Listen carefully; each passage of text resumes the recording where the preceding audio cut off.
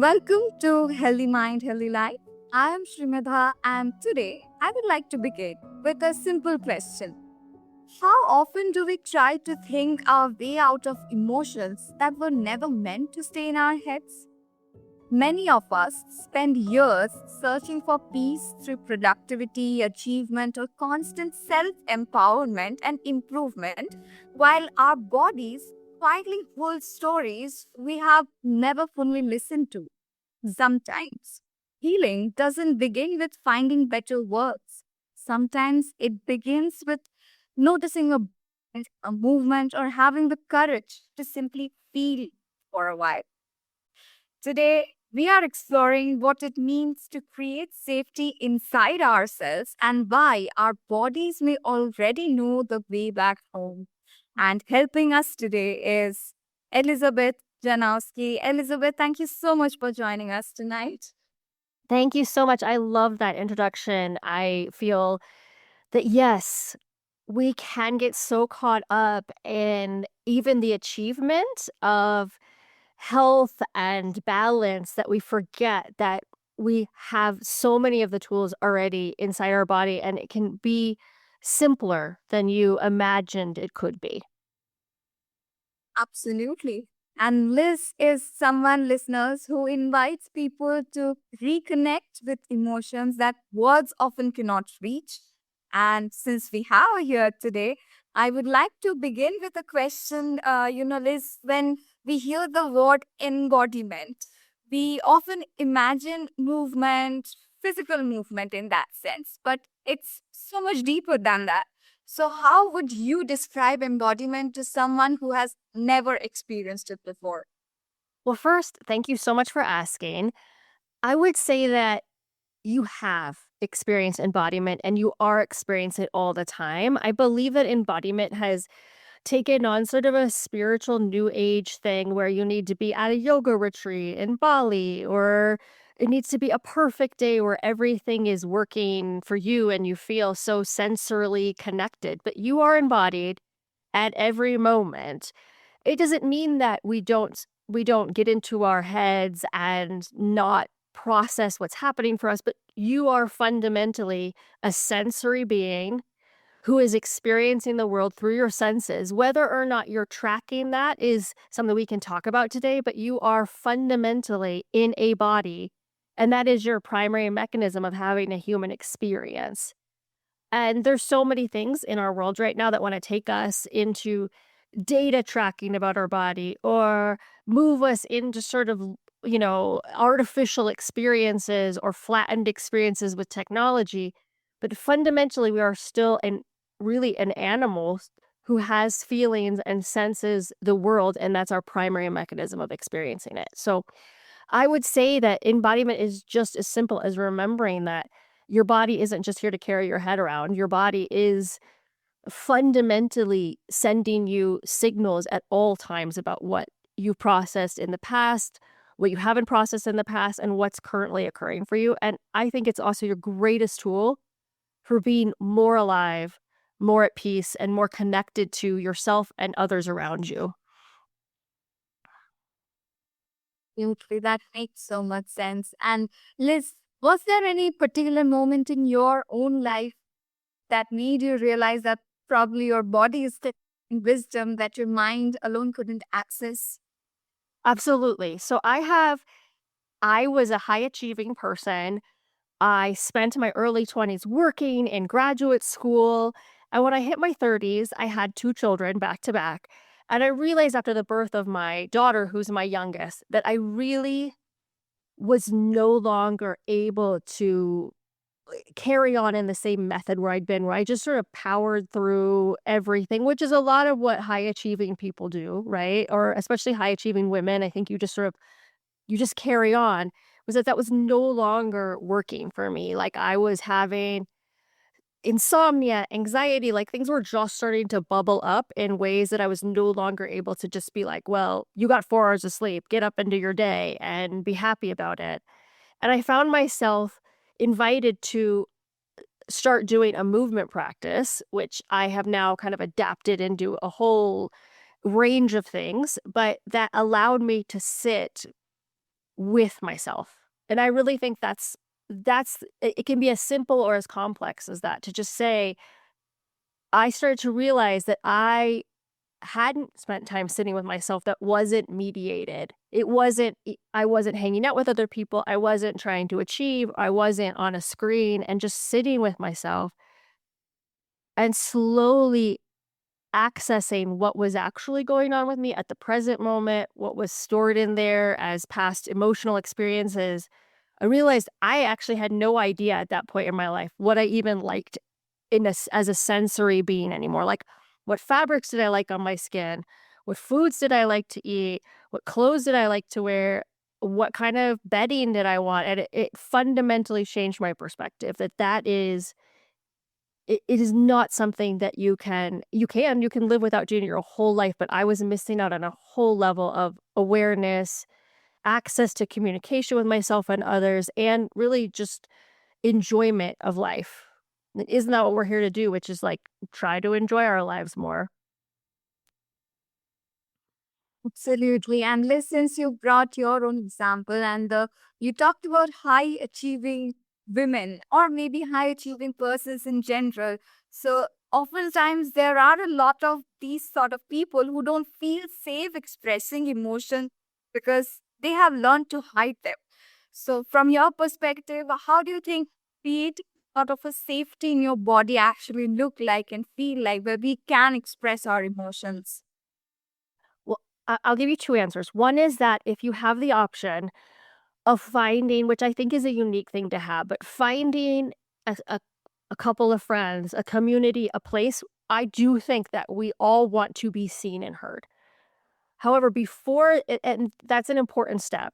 However, I think even before that step, I was thinking today what was a practice I could offer to your wonderful listeners. And I think it can be as simple, and my recommendation is to take time to just listen to the moment by moment experiencing of what's actually going on for you. So I recommend, I don't always do this, but when I'm in periods, especially of transition, it's incredibly important to me to go on a walk.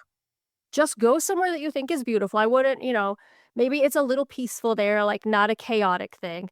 Don't bring music. Don't bring a podcast. Don't try to, if you're thinking about work, that's okay. But it's like a meditative experience, except for instead of saying, I'm trying to have a goal or outcome with this, we're just having the experience of, okay, wow, my shoulders are tight. Okay, why what is that about? Without necessarily even trying to fix it, just saying, I can accept that. I'm feeling anxiety today. Okay, I'm just feeling, where does that anxiety inside of me? And just feeling the sensations that are occurring for you. I think when you can know yourself in that way and allow yourself to just have maybe that 20 minutes where you go, okay, I can experience myself as a being that has sensations, and I can be okay with those sensations. I have noticed myself start to then open up and be like, wow, that's a really beautiful flower, or the sun feels really good on me. And that expands my feeling of safety. I know I can accept what's occurring inside of my body and externally. And I think that then does, in my experience, is it allows me to be more open to the possibilities of what's happening with people around me, my children, my spouse, because I say I can accept all the feelings I'm having right now. Obviously, if you're in some deep panic state, maybe this isn't the greatest feeling you've had, but I think it can be as simple as just saying, I'm giving myself unmediated, unstructured time without a goal. It's not like an exercise walk, to just say, I can feel what's happening inside of me right now. Maybe it feels great, maybe it feels awful, but it's there, and that's my human experience right now. And small change can make a profound difference. As you say, you can feel more emotions right now. And I think that's a good place to begin with. That. Liz, yeah. No, I think you're also right. Okay. Liz, yeah. I mean, that's what from what you said.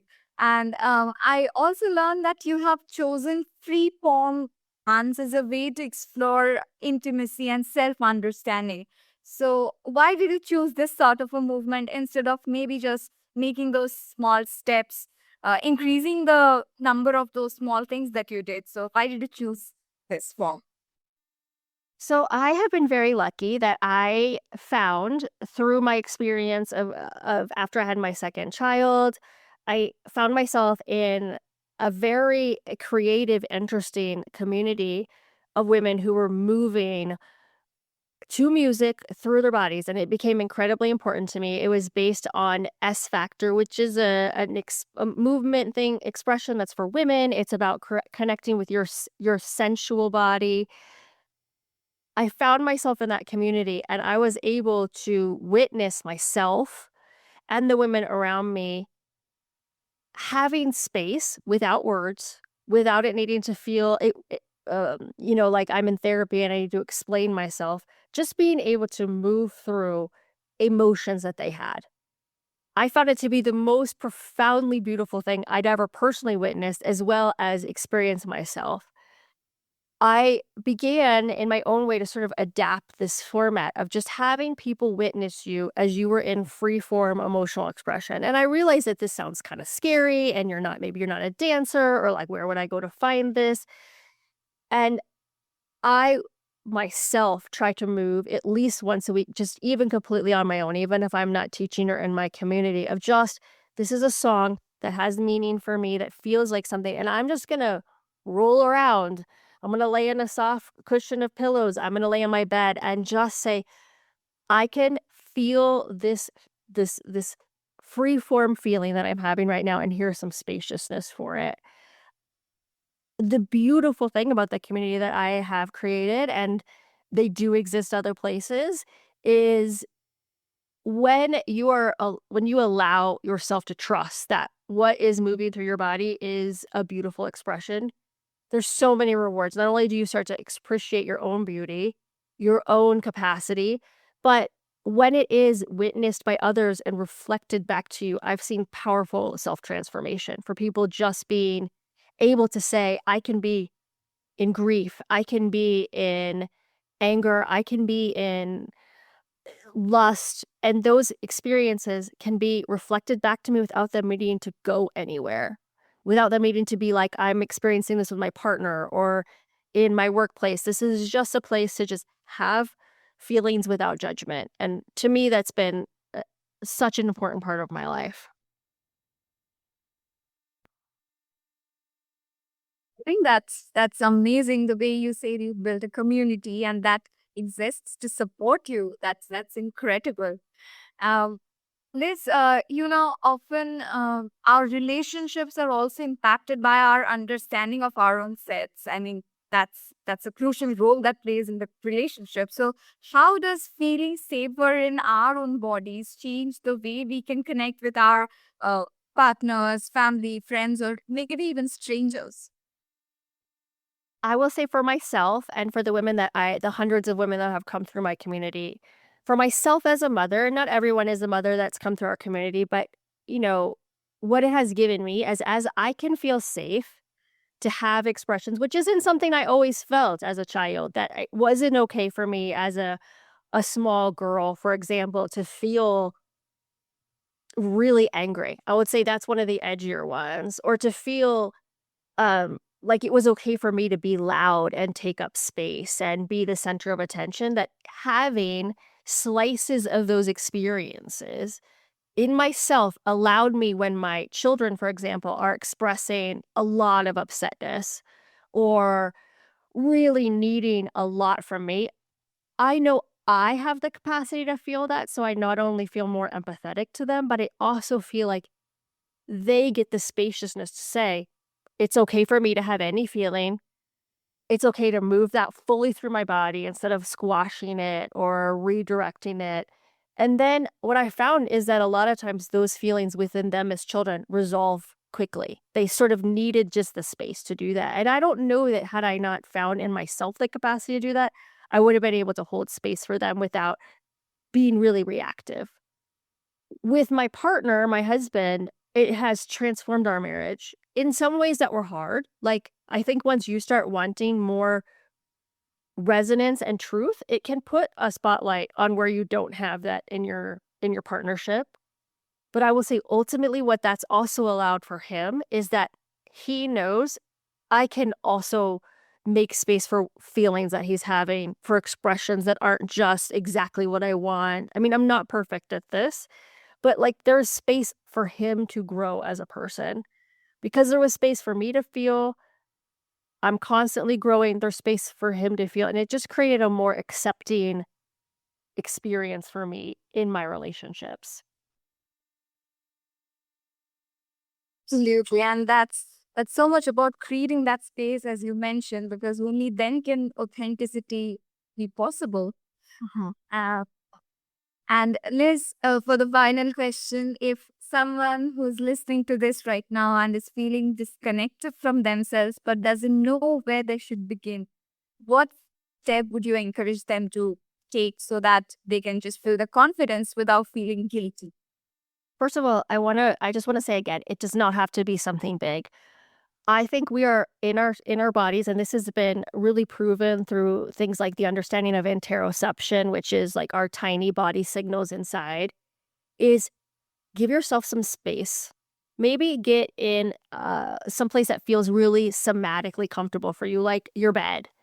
And then start asking yourself, what are things in this environment that are yeses for me and nos for me? Maybe you'll realize, like, you know what? I actually need this to feel softer and cozier, and I'm going to go buy a new pillow today.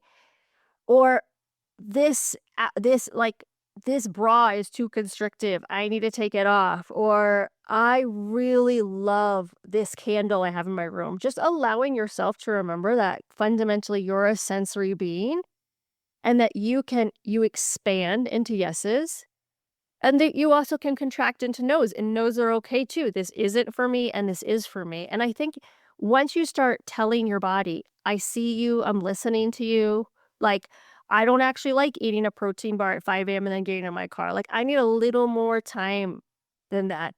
I think your body responds like a blossoming flower. It's like, thank you for listening. I've always been here. You're not disconnected from me.